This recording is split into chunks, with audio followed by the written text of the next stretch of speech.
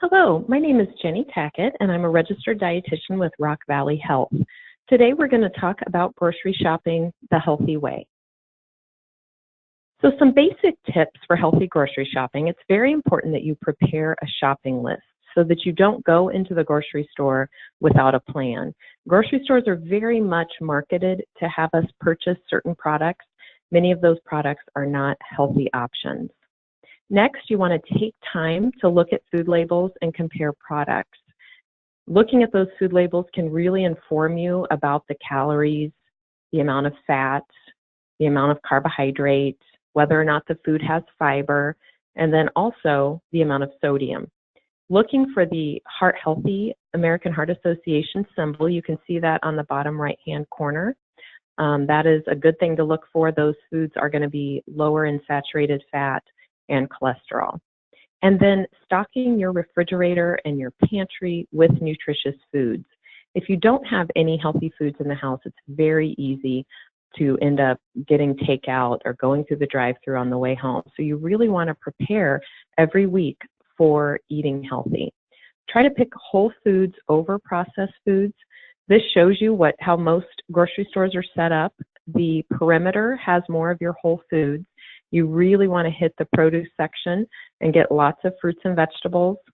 The meat section, picking leaner meats, the dairy and eggs, and then the frozen food section has a lot of frozen veggies and fruits as well, and then the bread section.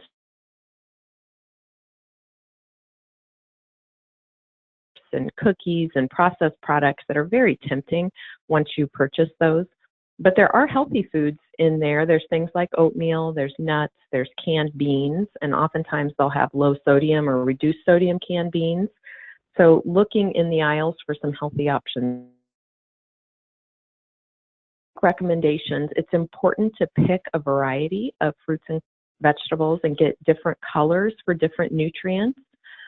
Picking fresh or frozen vegetables rather than the canned.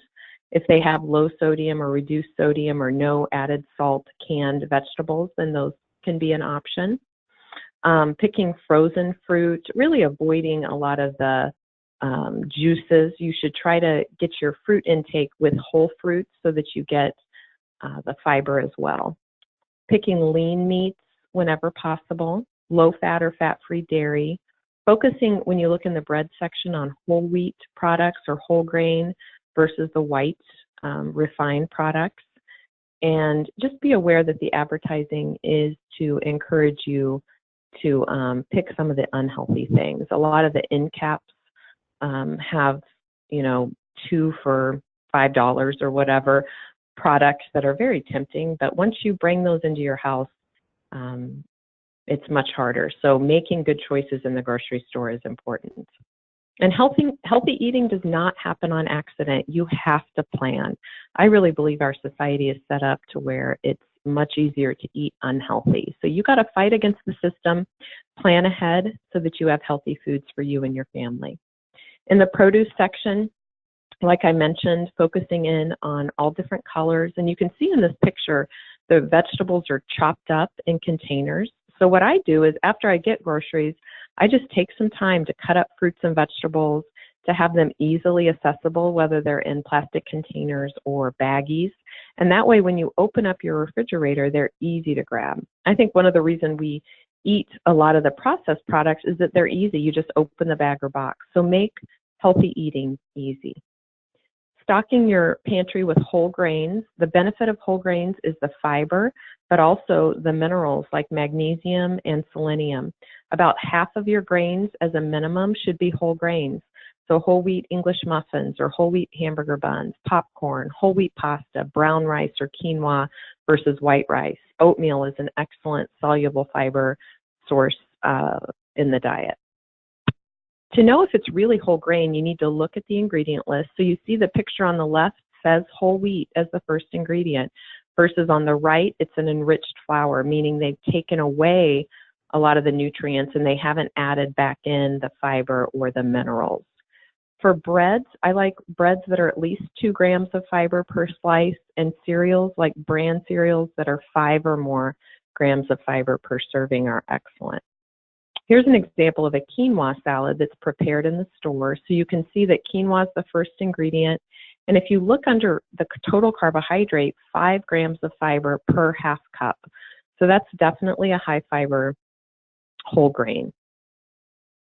The meat section I mentioned, it's important to pick lean meats.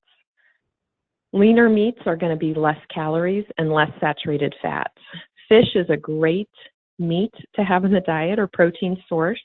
It has healthy omega-3 fatty acids, so mackerel, salmon, tuna, trout, all of those are good choices. As far as other meats, skinless, boneless chicken or turkey breast is very lean. Pork tenderloin is as lean as chicken breast. And then when it comes to beef, looking for leaner cuts, whether it's sirloin, flank, round, 90% or leaner ground beef. And when they say lean, it doesn't mean it's low fat, it just means it's less fat. So 90% lean ground beef is just less fat than the regular ground beef. Lunch meats, they can be very lean. There's a lot of very lean choices. You just want to be careful with the sodium content and the portions. And then eggs or egg substitutes, which are just egg whites, those are both good choices.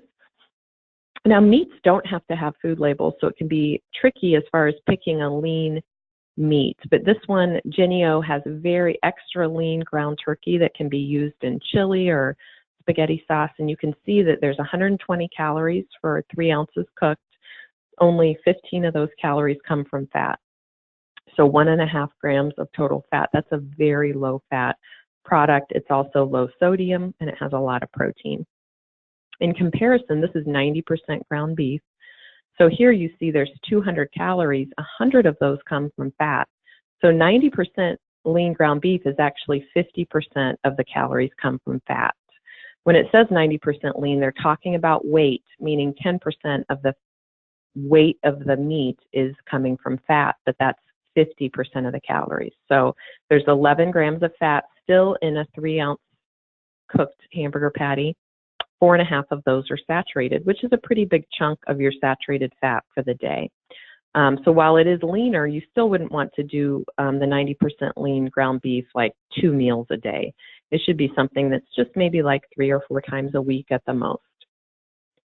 Other protein sources, there's a lot of plant sources of protein. They have veggie burgers that are made out of soybean. Boca Burgers and Morningstar Farms are 2 popular brands. Tofu is made out of soy, and it's a soy protein product. It takes on the flavor of whatever you cook it with. So a lot of tofu is used in Thai foods like stir fries, and beans are usually more acceptable maybe than tofu for the average American. So black beans, kidney beans, lima beans, all great sources of protein that's low in fat. If you're picking a canned bean, look for the reduced or the low sodium. You can also drain and rinse the beans to remove more sodium.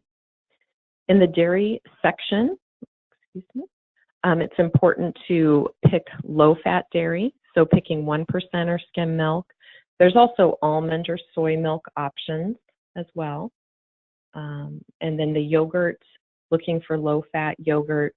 Greek yogurt has usually double the protein, but looking for ones that don't have a lot of added sugar. Cheeses, looking for reduced fat cheese, and then just using less cheese as well. Really, it's portion size with cheese, so using a grated cheese and just sprinkling a little bit on instead of overdoing it. The frozen food section, like I said in the beginning, has a lot of frozen vegetables and frozen fruits. There are some frozen entrees like Healthy Choice, Lean Cuisine, and Kashi. Those are brands. Smart Ones would be another one that are lower calorie, lower sodium. There's frozen fish that you can get year-round. If you like ice cream, there's things like frozen fruit bars or fudge bars that are portion controlled, but still allow you to have a little bit of a treat. As far as fats and oils go, the best oils to use would be olive, canola, peanut, or sesame seed oil. Avocados, olives, those are good sources of monounsaturated fats.